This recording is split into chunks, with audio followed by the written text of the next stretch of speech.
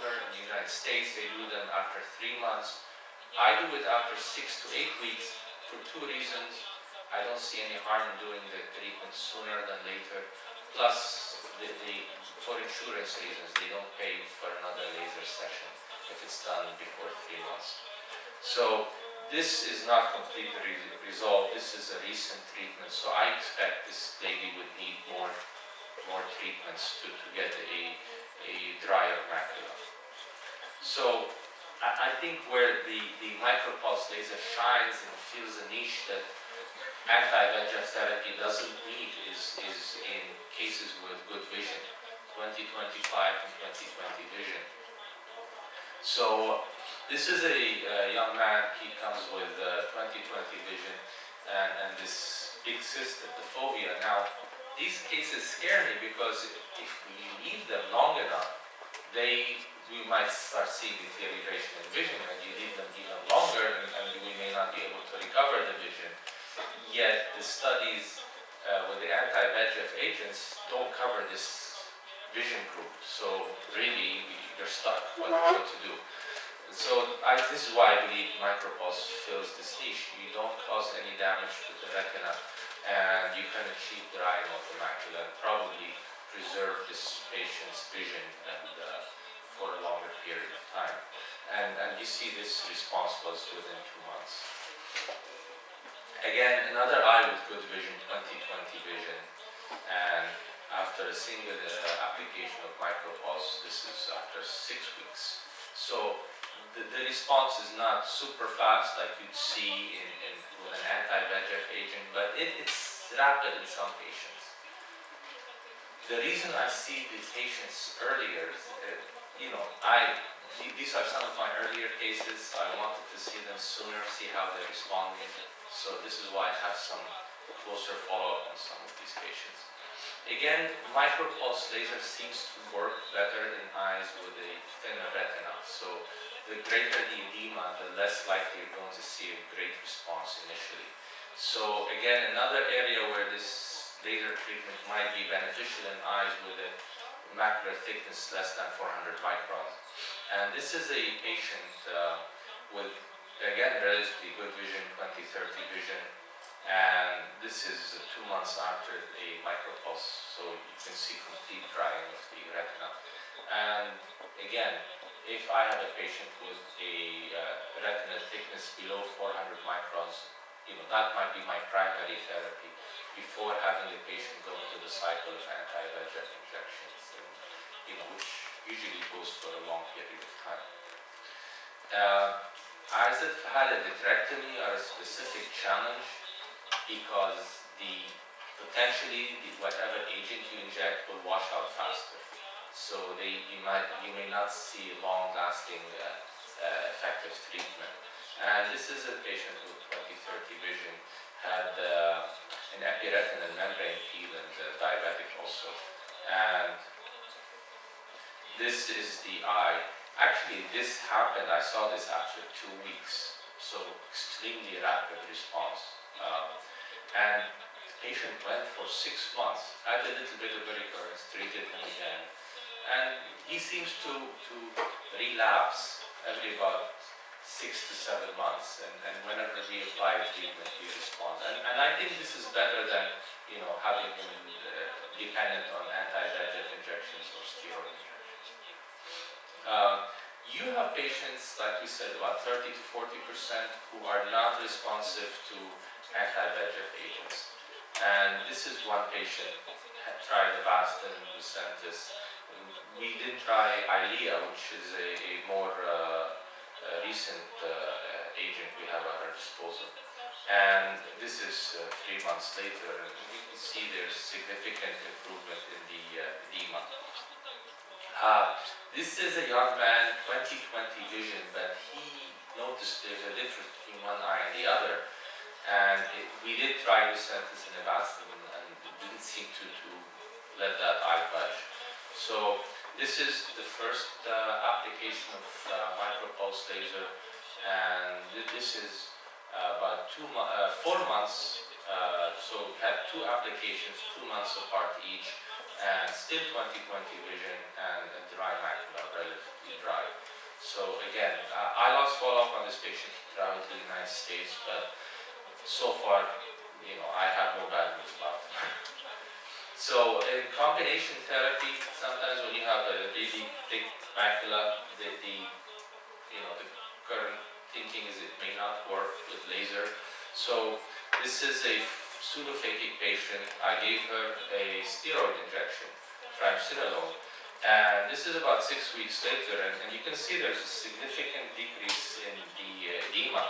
However, we gave her a MicroPulse application, and the edema went further. And this patient went for 8 months without needing anything. And then she recurred, and we repeated this cycle. So, but the vision remained stable due to photoreceptor damage. You see it here in the ellipsoid zone.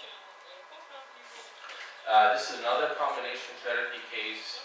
2060, steroid injection. This is 6 weeks later. So you see some residual cysts. And then this is after another 6 weeks of MicroPulse. And 2060, again, this patient went for 8 months without a single recurrence. So I doubt it's the steroids. I think it's the combination of the steroids and the laser that made her allowed her to go this far without needing further treatment.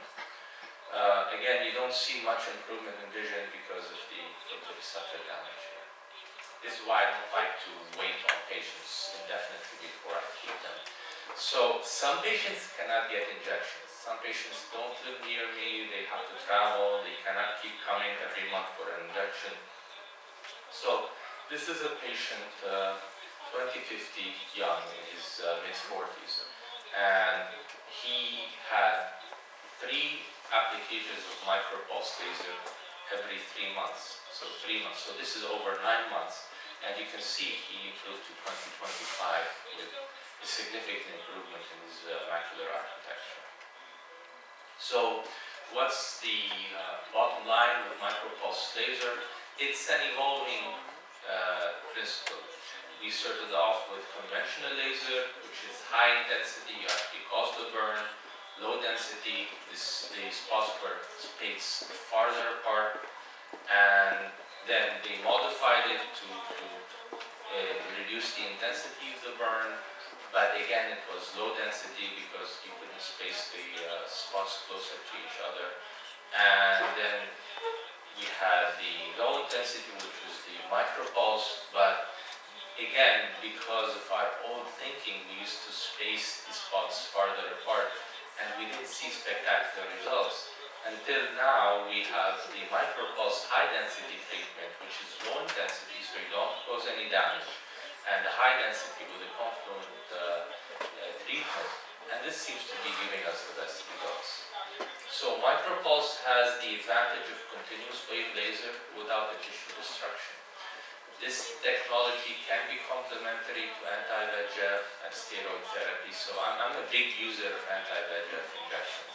And so that, I haven't pushed them out just because there's MicroPulse, but they go hand in hand. So patients who come with poor vision, you give them the injection, you have a rapid improvement in vision, and then the MicroPulse treatment seems to extend that effect a little bit longer. We, where I'm practicing, we're currently trying to get funding for a study to see, in a prospective randomized fashion, if this combination therapy does actually reduce the treatment burden. So the ideal laser parameters are emerging, but we're all tending to gravitate, all the users in MicroPulse, to specific energy setting. So the ideal settings are coming out and becoming more obvious.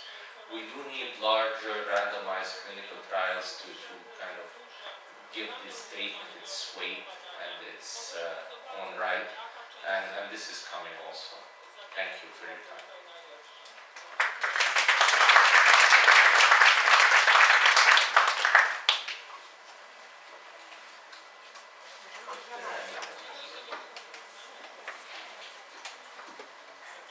Chciałam jeszcze zapytać o taką rzecz, ponieważ mamy różne rodzaje makulopatii cukrzycowej.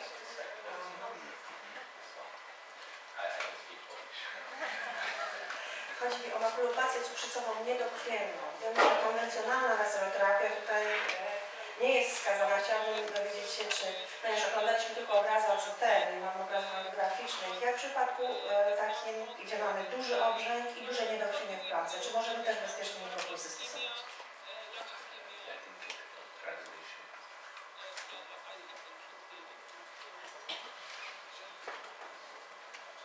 Dwójeczka.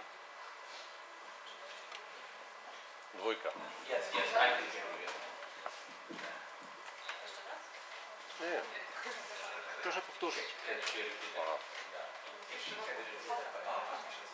Okej, chodzi mi o niedokrwienną postać makulopatii cukrzycowej, taką obrzękowo niedokrwienną, gdzie wiemy, że konwencjonalny laser nie jest wskazany, czy mikropulsy mogą być wtedy bezpiecznie stosowane przy dużym niedokrwieniu plaki, ponieważ tu były pokazane tylko obrazy. OCT nie widzieliśmy obrazów angiograficznych pacjentów kwalifikowanych do tego zabiegu.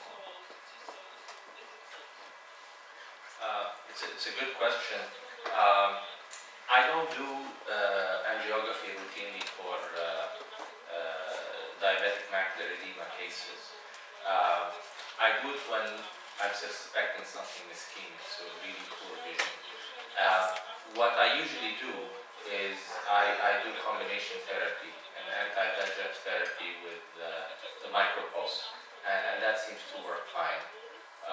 Like you said, in these cases, the conventional treatment would not be that effective. But what I believe is the anti-VEGF agent seems to, and there's studies that show that, improves the ischemic component.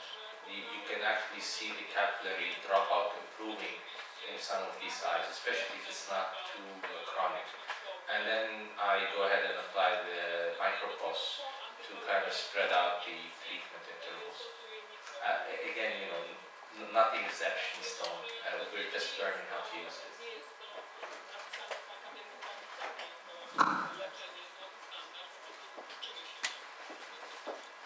And do you think that retinal thickness has influenced the energy you need to do the proper micropulse laser? There's a study that came out recently by Sam Mansour, and he showed that if you have a thickness below 400 microns, that seems to be giving you the best response to MicroPulse as opposed to above 400 microns. So maybe for cases that we have a thicker than, more than 400 microns, you would give a pharmacological agent to reduce the thickness and then apply the treatment. In this case, the MicroPulse treatment would be used to increase the treatment interval as opposed to dry up the macula. Proszę do mikrofonu. No, usually I don't, no. I'm pretty much set at 400 to 460 milliwatts. It seems to work fine. I've never had a reason to go beyond that. Przepraszam, proszę mówić do mikrofonu, bo to jest tłumaczone. I'm going, do I laser only It doesn't matter No, region or no, I just treat confluent from arcade to arcade. My theory here is that I'm recruiting as much of the retinal RPE cells as possible. So, you know, since I'm not causing any tissue damage, why not recruit as much as possible of these cells?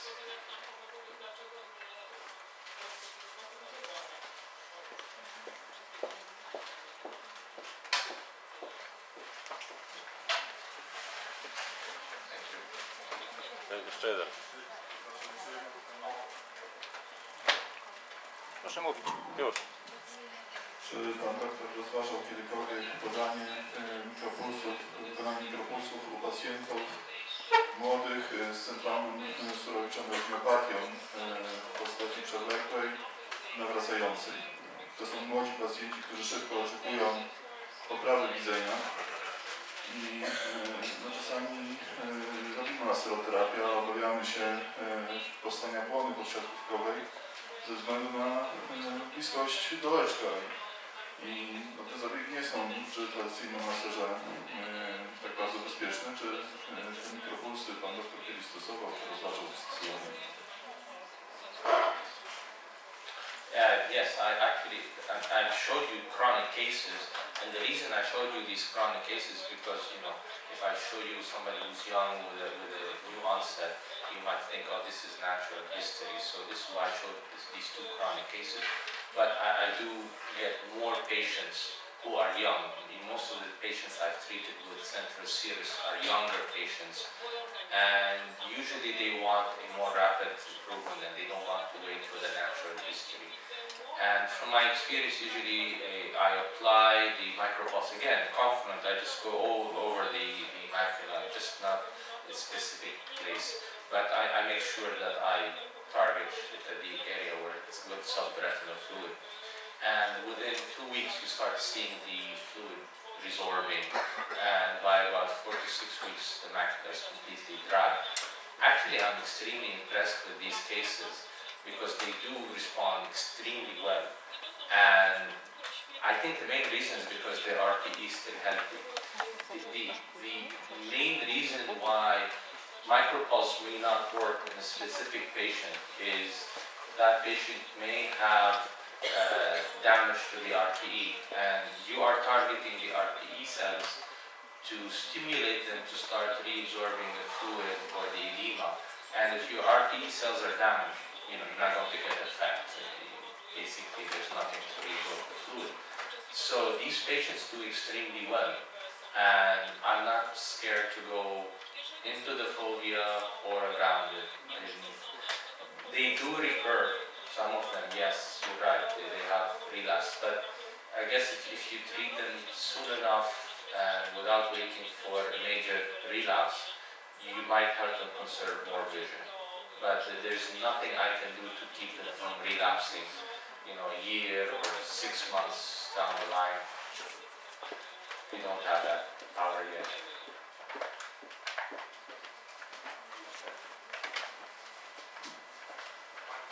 Yes, okay. Do you try to omit hemorrhages and exudates going into MicroPulse?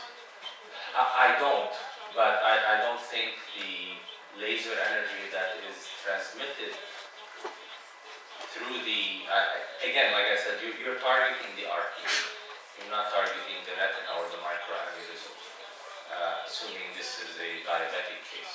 So I don't try to avoid them, but I don't think treating through them is going to do anything because the laser energy is probably not going to cross into the RPE. But when you treat the surrounding, I go through them, but when you treat the surrounding area, I think usually that's enough to start causing, to allow resorption of the edema and the exudates. These are difficult cases, especially if you have thick. I showed you one case where you had a central hard exudate and it seemed to condense, but sometimes they don't go away. And that's the same whether you use anti-VEGF agents or whether you use conventional laser.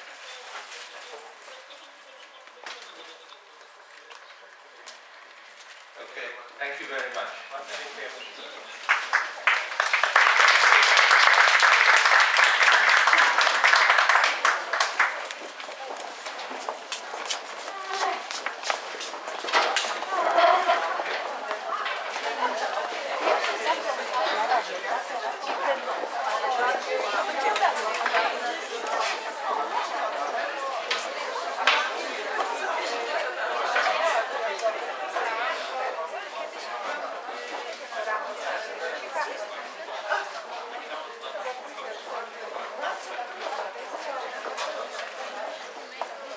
Panie Adamie.